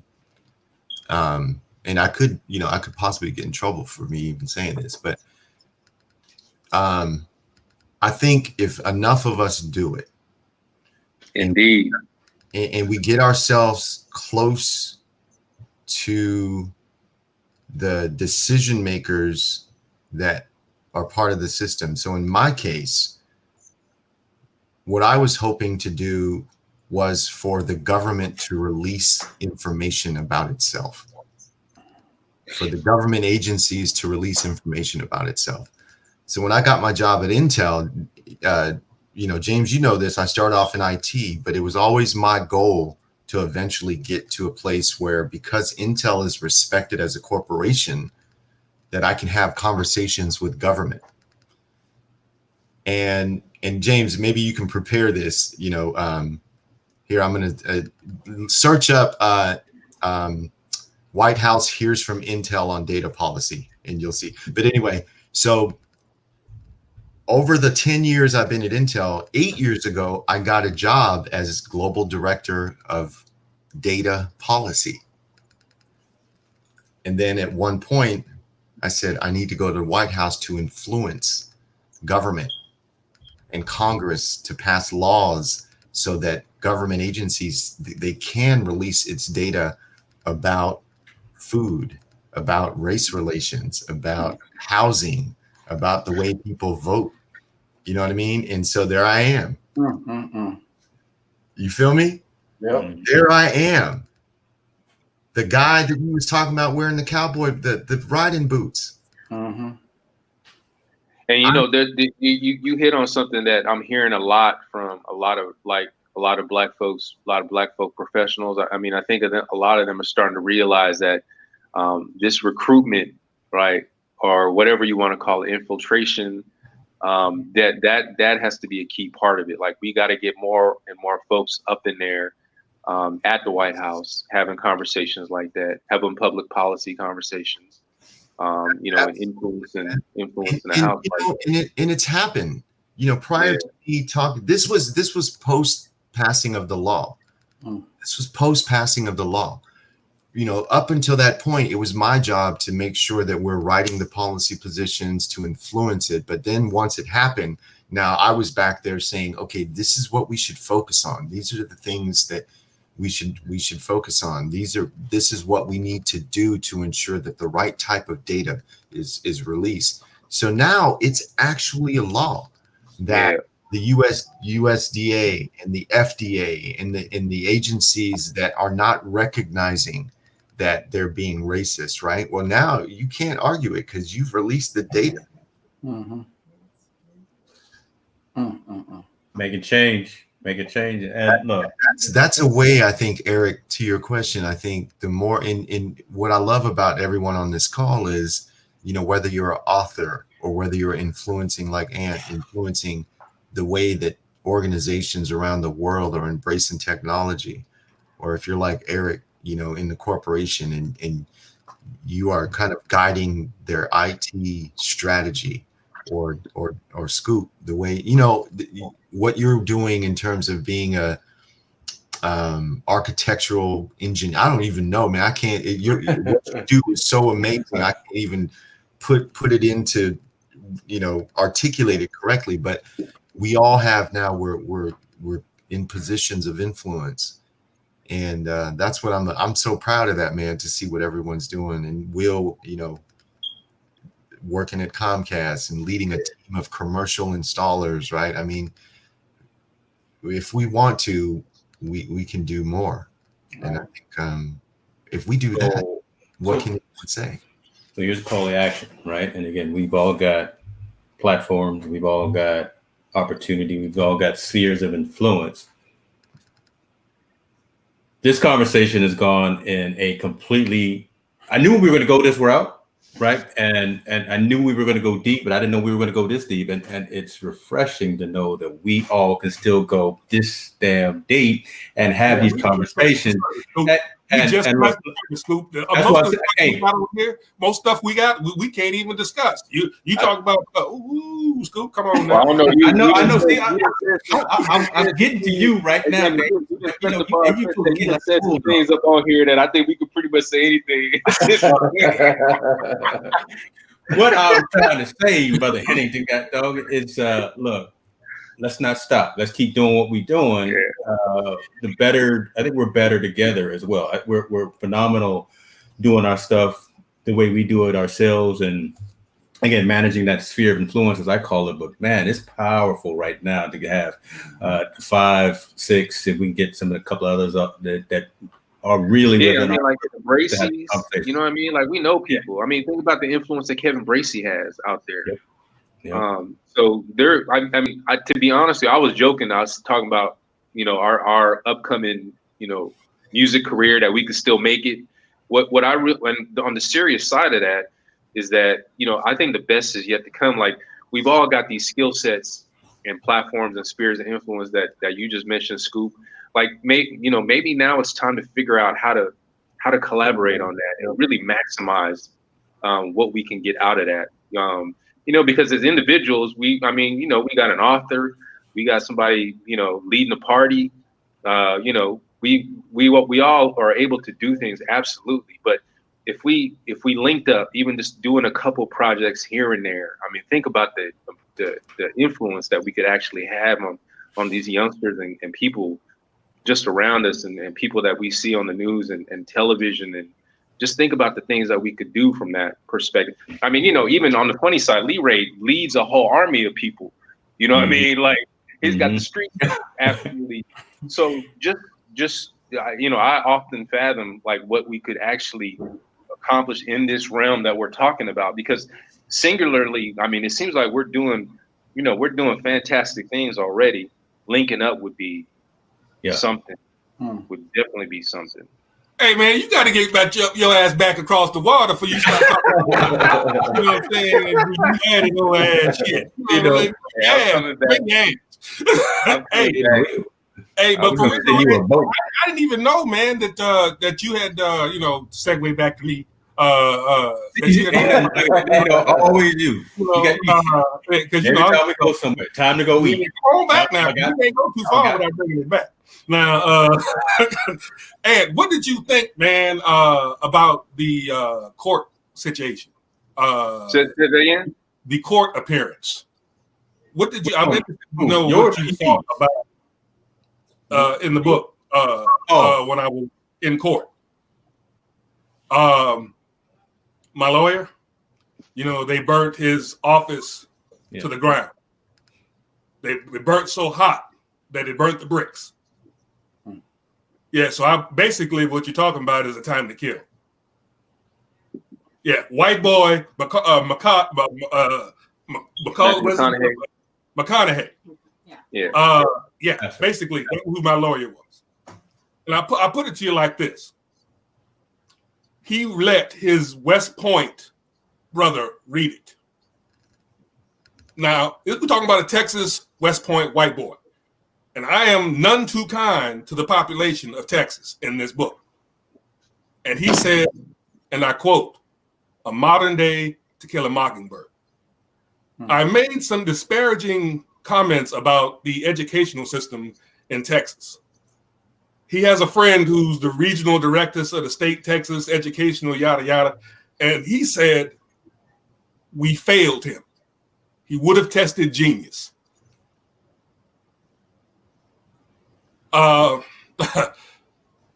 When I was in that courtroom, dealing with these crackers,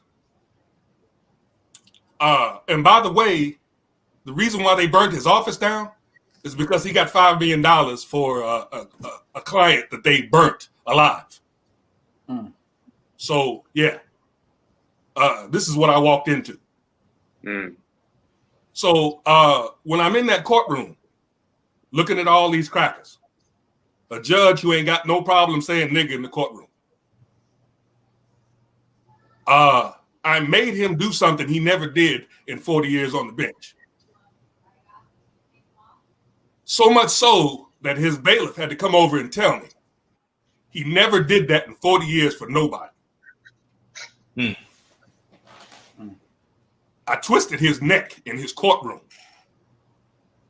I abused on the stand his ADA. So much so that there's a white lady in my all-white jury who was crying crocodile tears as they read the verdict. So much so that the ADA had to reclose the case he already won. Have you ever heard of anything like that? Reclose a case you already won? Anyway, so yeah, I slapped him around on the stand because he thought I was a dumb nigga, and I made him regret it. So I just wanted to know what you thought about that. I'm not surprised by that. Yeah. I'm not surprised by that at all. And I think that's a testament to, I think, a lot of what we all have gone through. Folks underestimate us for a number of reasons, mainly, probably how we look. But I think that when the time I had cornrows down to here. Yeah. Well, we amplify. Sometimes we'll amplify the situation so that we can prove a point. and when we stick it, we like to stick it. But I'm not surprised by that at all. I think our justice system is a lot to be desired. So I think there's a lot of injustices that happen along those lines. And, again, folks underestimate us. But I think,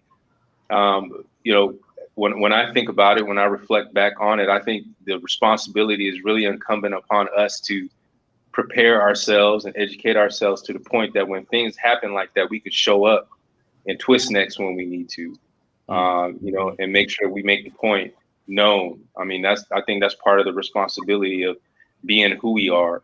That's exactly what my thought process was. Yeah, and having some of that audaciousness that I was talking about. It's like, be who you are, but when it's time to show up, and twist the necks if you have to. That is one thing that we never worried about with everyone on this line right here, right? When it was time, irregardless of what the situation was, right? If it was time to show up for good, bad, indifferent, look, I'm locked up, I ran out of gas, I'm about to go to scrapping, I got whatever's going on. When it was time, that's a good way to put it, Ant, right? When it's time to show up, we all showed up for each other, irregardless of where it was. We could be half dead, sleep in Elk Grove and have to roll up down to Berkeley, or we was in Fairfield and have to come up to Sac in the middle of the night. It didn't matter where it was. We've gone through our things as well, right? Even we talk about Ray, but even amongst us that are on the line still right now, we've gone through some trials and tribulations, but that's family. And but we've come out, I think, better and stronger for each other on the other side. None of this is fabricated, folks. For the folks that are still watching, you got this is an emotional deal just having these gentlemen on the line right now, because we didn't go through some things, and my DNA, y'all are my DNA. Yeah, I mean, again, someone was talking about writing a book, another book about us, right? Changing the names to protect the innocent and the guilty and all, and doing a movie or something. I think that still needs to happen. My dad talks a lot of times about I should write a book because of all these interviews that I've been doing, and that'll probably happen. But this story needs to be told as well. Right, I think because we have such a different array of intellect and experience, right? I've had to go pick Ray up from the jail down in Davis. I think I had to pick you up too, Ant. Was that you? I had to pick up in the. We won't go into that, but right. So me and EB in the middle of the clubs, starting fights, throwing bottles around. Wait, we never started them. We started some fights, brother. What's the one up here in Sacramento? The classic jukebox. I was just trying to come out the bathroom, and the dudes wouldn't get out the way, right? So what did you do? You walked through them. you started some things, right? You started. Me and Dan, oh Lord, me and Dan, we didn't gone through it, boy, with some folks. We had to duke them up a few times, and it was good. Cliff never got in trouble though. He was always too smooth. He always singing and whatnot. You want to talk about somebody who never got in trouble? Scoop was the safest nigga I knew. If it smelled like Scoop, I don't want. Hey, Scoop had plans, he had things to do. You know what I'm saying? He wanted to be citizen. I was Mr. Take Your Girl. Like, you want to go with Scoop or you want to roll with Lee Ray? Who you riding with that night? You want to make it home tonight? You want to make it home tonight, or you want to make it home maybe in a couple days? What's your agenda? What you intending on? You know what I'm saying? You in a hurry? Don't go with Ray. You in a hurry? You got to be yeah. Go ahead. Hey, Ray is such a magical. He just reminds me of someone that kind of like when you think of Kaiser Sose, just this legendary character that when we think back to him, and now he's nowhere to be found. Izzy and Jaya, in Costa Rica somewhere. Yeah. Where did he roll at? I'm sorry, Eric, I interrupted you. Go ahead. No. Lee-Ray was not scared to put it on the line. Yeah. We like I was trying to go to school. Cliff went to Berkeley. Everybody went to college. We all kind of had one foot here. We wanted to be safe. We were still in the streets, but we wanted to be safe. Lee-Ray was one of us that would put it on the line. Yep. And that taught me coming up and growing up and having a friend like that taught me a lot about how to make decisions in life. You know what I mean? It's like, are you going to show up or are you not going to show up? And it really helped me define that aspect of myself. Ray would show up with a piece of chicken in his coat pocket at the grad every night, right? We be in a line doing the switch, and Ray would be with a handful of chicken in his pocket. I forgot about the chicken. Yeah, Man, chicken. This fool would have. He'd be out there doing it and just dancing and have a piece of chicken come out his pocket. Come on. Yeah, I got love for Ray. I got love for his son too. You know what I'm saying? Yeah, I ain't met him yet. Have y'all met him yet? Mm-hmm. He looks like a big dude. But I've talked to him. I got love for him too. I've talked to him online. Yeah, I got love for him too. Yeah, his mama is a wonderful person. And Trisha, yeah, I got love for Trisha, man. Yeah, absolutely. Hold on. So when Lainey said she had her dad pick Terry up, her dad had to pick up Terry from jail. all right, Lainey. You may have to come on screen to tell us about that because your dad was a cool dude. I ain't gonna lie. And I give Lainey props on her dad. Rest in peace. But I know he had to go pick Terry up. Come on, man. That's wild. I remember all of us. Well, all of it was me, Will, and Cliff. Hey, be careful now, because you don't have a filter, brother. You're not changing name. Hey, it ain't like you didn't know that when you invited a nigga. So I sure did. I was like, everybody else I know, but here come D. But anyway, we were all getting out after an overnight stay. Complete misunderstanding. Charges were dropped. Yes, you were all in the holding, getting out. This is before Will had to go to Arkansas. And the man calling the names, there's about 10 of us in the tank. And he called my name and I said, "Yes, sir." And look, Will say, "Old country ass nigga, look, old country ass nigga." That was you know what? That was Brian. Brian was he was this little white guy. Was really cool. Church guy. Brian was really cool, yeah. And he was trying to sell some marijuana, and they got back to the apartment complex managers, and they called this task force, and they just came in, and I'm talking everyone in the house, yeah. But what was cool about it is Brian actually fessed up, and he was like, "Look, they had nothing to do with it. This was all me." Matter of fact, he tried to warn us not to do it. He did take the weight, so yeah. Oh, I thought that was at the Cordova house. Remember, when we were roommates that we had the house on in Rancho. Yeah, for sure. Yeah, of course. Yeah, Sarah and I, Elijah's mom and I first moved into that house, and then when we split up, Eric and Will became the roomies. Yep. Oh yeah. We got some issues in there. That's when I first wrote that poem, because that's when Will and Corey got in an argument, and then the police came that night. I was asleep with Elijah. Elijah was only 2. They just came up in the crib and, just started talking to me all weird. And I wrote that poem called Miranda. It's getting hectic. Bureaucracy, I can't respect it. Can't even ride in my load without the popo trying to check it. My bucket, that's how we do it. I rose a Buick, so why you still trying to pursue it? You straight raping my girl. I know you know her name, because you and I done shared Miranda, but she don't treat me the same. Still contradicting everything she say. Civil movements back in the day, so we can keep it that way. Mrs. Rights claiming I can be silent, but when I exercise the right, starts a tripping and getting violent. Now I'm defiant. You don't see me as an equal, straight tyrant. Routine stop could prove lethal. Why you tripping? Step in my crib and no permission. Probable cause missing, no commission of a crime, so now you fishing. Miranda, won't you listen? Thought I had your protection. It's not a cozy condition. Boys in blue got me stressing. Miranda, won't you listen? Pardon the expression. No crime, no commission. Miranda, won't you listen? How long do we have to scream fuck police? Miranda, you never believe what they did to me. I was home asleep. They far from kept the peace. Dude was hella rude. No search warrant. Invasion of my solitude. What is the nigga supposed to do? Yeah. Hey, that was decades ago. I got that book.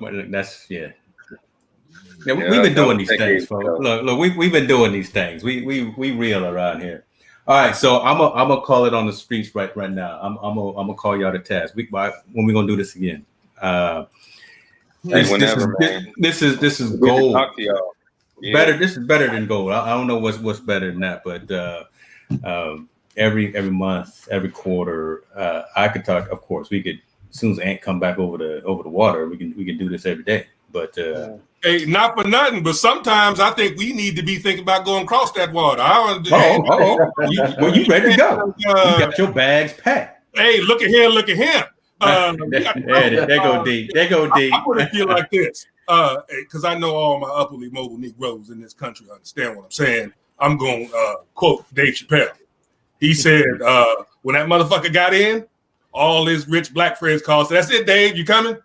There wasn't no discussion. They didn't have to ask what he talking about. No, everybody knew. That's it. You coming? Yeah. So I don't know why we trying to get you back here. Maybe we need to get from over there. Yeah. Can you find us a flat next door? Hey, come on through. I got space. I remember back in the day watching movies about brothers in the 40s and 30s and 20s going over to Paris and getting treated like human beings for playing the truck or blowing a horn or playing the drums. And they would get over there and discuss why we got to go back. What were we going back to? Why the hell? Yeah. I mean, it's interesting. I mean, I'm still trying to process what I see. The one thing that I do notice is that the white folks out here don't have the same. There are no black billionaires over here. There are no black folks that are trying to take over business. So it's interesting. Me and my son, we move around. My girl's half African. We move around here freely. You know what I mean, without any issues. The one thing I did notice is that in America, the bigots they have to let you know they're bigots. Yeah, they must let you know, even if they do it covertly or it's kind of insinuate. It's kind of it's the subtext. They may not be explicit about it, but they're gonna let you know somehow. They're gonna let you know. Yeah. And what I've noticed in my travels out here is that it's different. It's like they don't feel the need if they have those proclivities. They don't feel the need to have to express them to you and tell them to you. You know what I mean? So it's almost like they kind of let you. There's no active need for oppression. You have to understand the population is where they feel the necessity to oppress us. Understand what I mean. When that British invasion happened, that ain't nothing but nigga light. Okay, white folks playing black music, and they get paid for it. And one of these reporters asked one of them Beatle motherfuckers, said, where did you come up with this new style of playing, this new music? He said, new music? I had to cross the Atlantic. All you got to do is cross the tracks. Yeah. So there's no need for an institutionalized oppression of the black population. So they don't have one. Understand, everybody in the Western Hemisphere has been educated by the likes of Joseph Goebbels, which is why we all have this racist shit, because it's in the textbooks, it's in the soil, and you don't want to admit that. So we're never going to do anything but put a Band-Aid on. But everybody in this hemisphere has been educated by the likes of Joseph Goebbels. This is why there is no understanding of any kind of coming together, because it is not built that way. The reason for this is so we don't come together. And as far as understanding this whole unity and coming together thing, I mean, put your own son. This whole thing was designed so we could never come together. Because if we come together, the 1% don't have a shot. The only reason the 1% controls anything is because we're not together. They made racism to combat that. Mm-hmm. They invented racism for that purpose. So we would never come together. When you say they, we talking about the Rockefellers, Kinda, but even worse than that. I'm talking about the people who funded Hitler's war machine. I'm talking about people who funded the slave trade.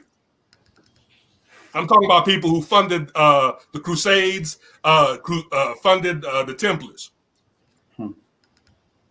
This, like I said, you know what though? Old, despite all the issues that we got back home, I can't wait to get back.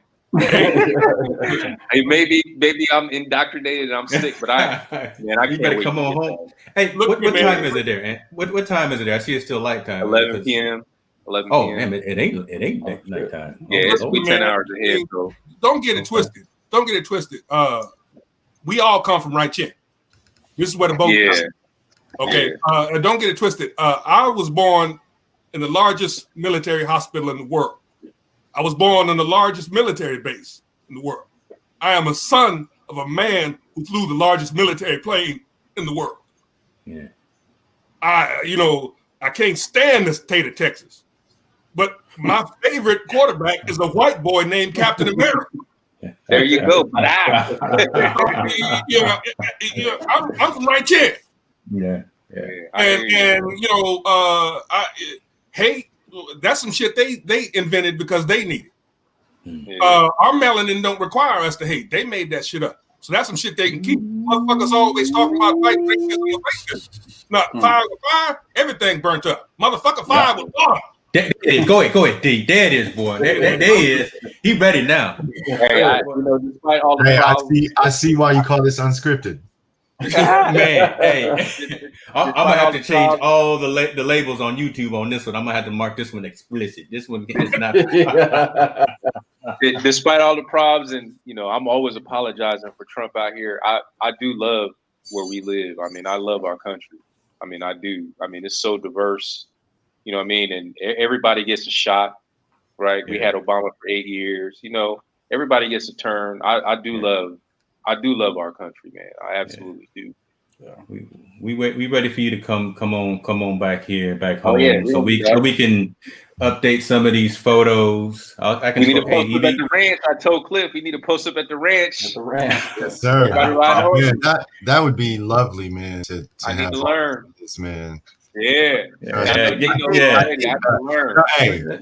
get Damien on the horse. Crack up. James hit me up twice so far. He'd be like, "You got that black sign out in front of your ranch?" I said, yeah. I'm driving by. I said, "Well, what you doing?